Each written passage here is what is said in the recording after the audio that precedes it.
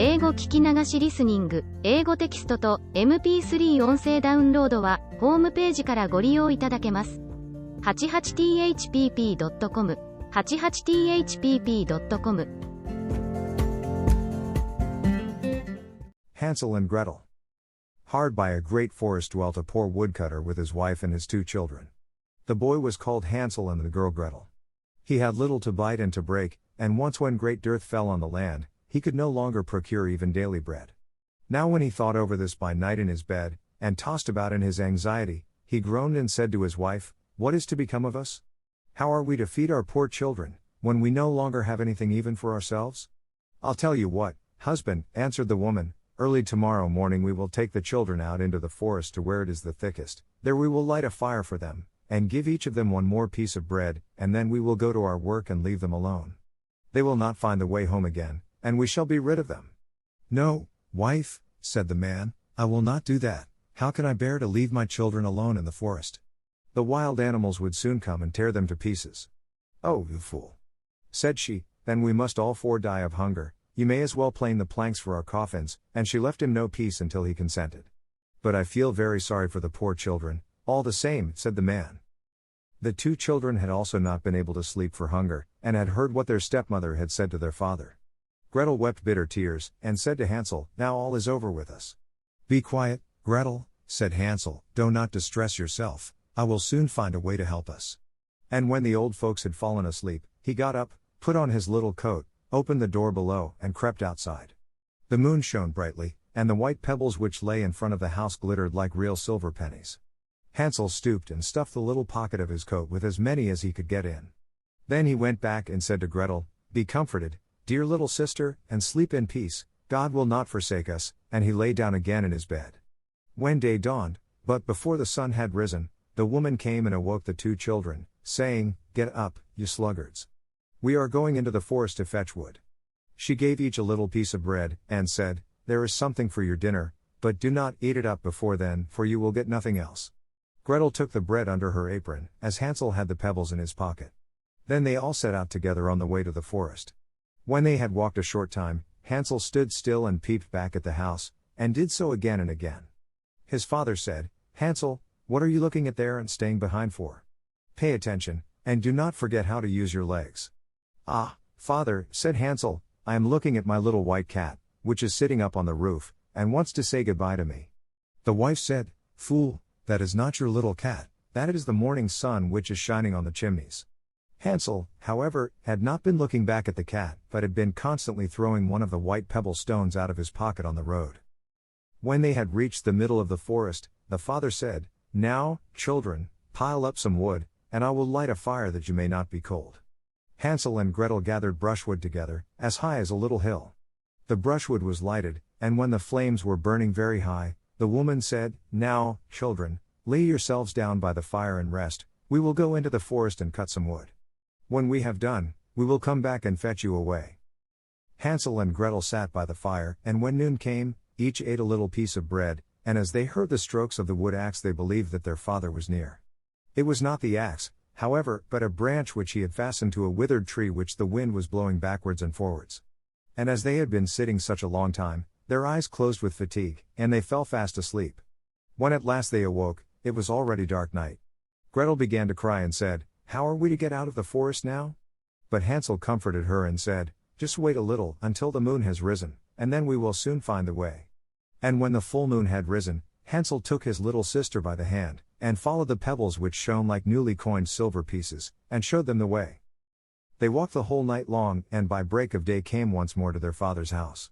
They knocked at the door, and when the woman opened it and saw that it was Hansel and Gretel, she said, "You naughty children, why have you slept so long in the forest?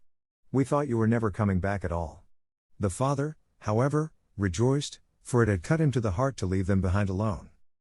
Not long afterwards, there was once more great dearth throughout the land, and the children heard their mother saying at night to their father, "Everything is eaten again, we have 1/2 loaf left, and that is the end. The children must go, we will take them farther into the wood, so that they will not find their way out again. There is no other means of saving ourselves." The man's heart was heavy, and he thought, "It would be better for you to share the last mouthful with your children." The woman, however, would listen to nothing that he had to say, but scolded and reproached him. He who says A must say B, likewise, and as he had yielded the first time, he had to do so a second time also. The children, however, were still awake and had heard the conversation. When the old folks were asleep, Hansel again got up, and wanted to go out and pick up pebbles as he had done before, but the woman had locked the door, and Hansel could not get out. Nevertheless he comforted his little sister, and said, "Do not cry, Gretel, go to sleep quietly, the good God will help us." Early in the morning came the woman, and took the children out of their beds. Their piece of bread was given to them, but it was still smaller than the time before.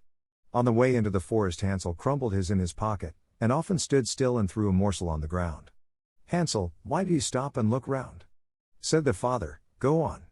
"I am looking back at my little pigeon which is sitting on the roof, and wants to say goodbye to me," answered Hansel. "Fool!" said the woman, "that is not your little pigeon, that is the morning sun that is shining on the chimney."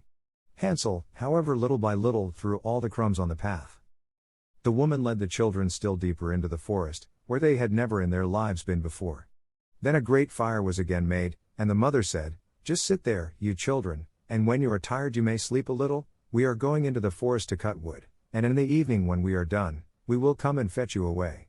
When it was noon, Gretel shared her piece of bread with Hansel, who had scattered his by the way. Then they fell asleep and evening passed, but no one came to the poor children. They did not awake until it was dark night, and Hansel comforted his little sister and said, "Just wait, Gretel, until the moon rises, and then we shall see the crumbs of bread which I have strewn about. They will show us our way home again." When the moon came they set out, but they found no crumbs, for the many thousands of birds which fly about in the woods and fields had picked them all up. Hansel said to Gretel, "We shall soon find the way," but they did not find it. They walked the whole night and all the next day too from morning till evening, but they did not get out of the forest, and were very hungry, for they had nothing to eat but 2 or 3 berries, which grew on the ground. And as they were so weary that their legs would carry them no longer, they lay down beneath a tree and fell asleep. It was now 3 mornings since they had left their father's house. They began to walk again, but they always came deeper into the forest, and if help did not come soon, they must die of hunger and weariness. When it was midday, they saw a beautiful snow-white bird sitting on a bough, which sang so delightfully that they stood still and listened to it. And when its song was over, it spread its wings and flew away before them, and they followed it until they reached a little house, on the roof of which it alighted, and when they approached the little house they saw that it was built of bread and covered with cakes, but that the windows were of clear sugar. "We will set to work on that," said Hansel, "and have a good meal. I will eat a bit of the roof, and you, Gretel, can eat some of the window, it will taste sweet." Hansel reached up above, and broke off a little of the roof to try how it tasted, and Gretel leaned against the window and nibbled at the panes. Then a soft voice cried from the parlor, "Nibble, nibble, gnaw, who is nibbling at my little house?" The children answered, the wind, the heaven-born wind," and went on eating without disturbing themselves.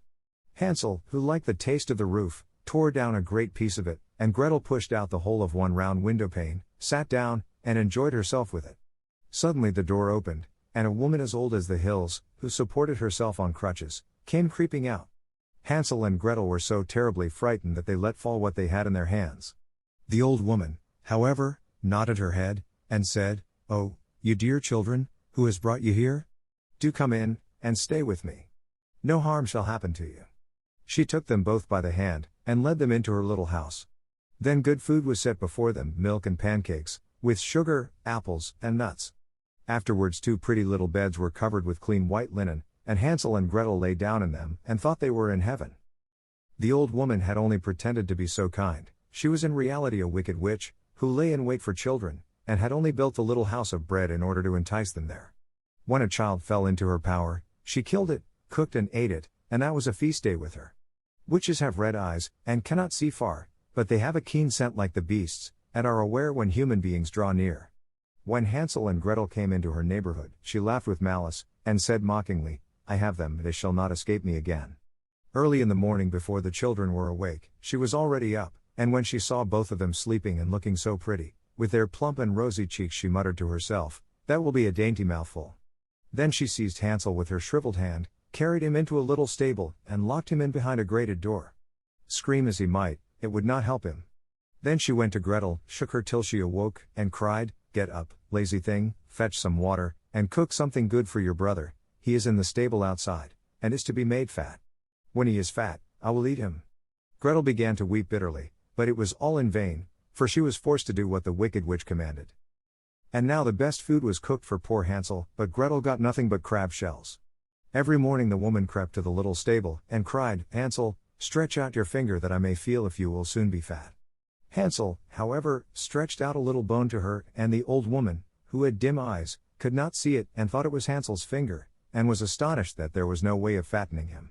When 4 weeks had gone by, and Hansel still remained thin, she was seized with impatience, and would not wait any longer. "Now, then, Gretel," she cried to the girl, "stir yourself, and bring some water. Let Hansel be fat or lean, tomorrow I will kill him, and cook him." Ah, how the poor little sister did lament when she had to fetch the water, and how her tears did flow down her cheeks. "Dear God, do help us," she cried. "If the wild beasts in the forest had but devoured us, we should at any rate have died together." "Just keep your noise to yourself," said the old woman, "it won't help you at all." Early in the morning, Gretel had to go out and hang up the cauldron with the water, and light the fire. "We will bake first," said the old woman. "I have already heated the oven, and kneaded the dough." She pushed poor Gretel out to the oven, from which flames of fire were already darting. "Creep in," said the witch, "and see if it is properly heated, so that we can put the bread in." And once Gretel was inside, she intended to shut the oven and let her bake in it, and then she would eat her, too. But Gretel saw what she had in mind, and said, "I do not know how I am to do it. How do I get in?" "Silly goose," said the old woman. "The door is big enough, just look, I can get in myself." And she crept up and thrust her head into the oven. Then Gretel gave her a push that drove her far into it, and shut the iron door, and fastened the bolt. Oh! Then she began to howl quite horribly, but Gretel ran away in the godless which was miserably burnt to death. Gretel, however, ran like lightning to Hansel, opened his little stable, and cried, "Hansel, we are saved. The old witch is dead." Then Hansel sprang like a bird from its cage when the door is opened. How they did rejoice and embrace each other, and dance about and kiss each other. And as they had no longer any need to fear her, they went into the witch's house, and in every corner there stood chests full of pearls and jewels. "These are far better than pebbles," said Hansel, and thrust into his pockets whatever could be got in, and Gretel said, "I, too, will take something home with me," and filled her pinafore full. "But now we must be off," said Hansel, "that we may get out of the witch's forest." When they had walked for 2 hours, they came to a great stretch of water. "We cannot cross," said Hansel, "I see no foot plank, and no bridge." "And there is also no ferry," answered Gretel, "but a white duck is swimming there. If I ask her, she will help us over." Then she cried, little duck, dost thou see, Hansel and Gretel are waiting for thee? There's never a plank, or bridge in sight, take us across on thy back so white." The duck came to them, and Hansel seated himself on its back, and told his sister to sit by him. "No," replied Gretel, "that will be too heavy for the little duck, she shall take us across, one after the other."